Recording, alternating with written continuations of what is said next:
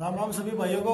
और मैं जेपी अत्री आपके बीच में फिर से एक बार एक वीडियो लेके आ रहा हूँ अपने रांझा भाई की आवाज़ में, जिन्होंने एक बार पीछे मेरे वीडियो में एक गाना गाया था पंजाबी और काफ़ी अच्छा गाया था, आप लोगों ने थोड़ा पसंद भी किया था। तो अब फिर मैं एक उनके साथ पंजाबी गाना लेके आ रहा हूँ।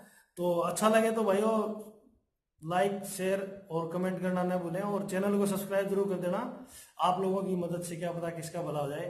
तो अभी रांझा से मिलवाते हैं आपको, एक बार सुनिए इनकी आवाज़ में कैसा गाना।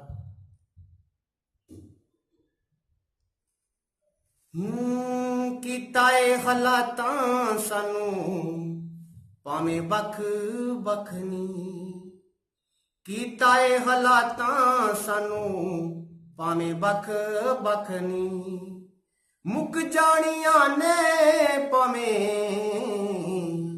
ਦੁਰੀਆਂ ਨੇ ਲੱਖ ਨੀ, ਮੁੱਕ ਜਾਣੀਆਂ ਨੇ ਭਾਵੇਂ ਦੁਰੀਆਂ ਨੇ ਲੱਖ ਨੀ। इश्के दी साडी पींग नू रब्बा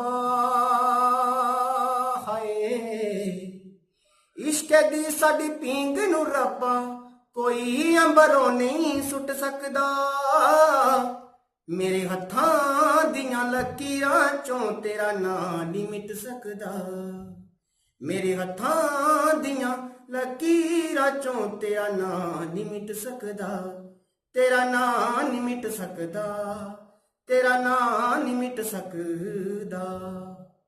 मंजिल तां इक रावां होइयां की अलग ने, अज नहीं तां कल नूं मिलाउणा सानू रब ने, मिलाउणा सानू रब ने।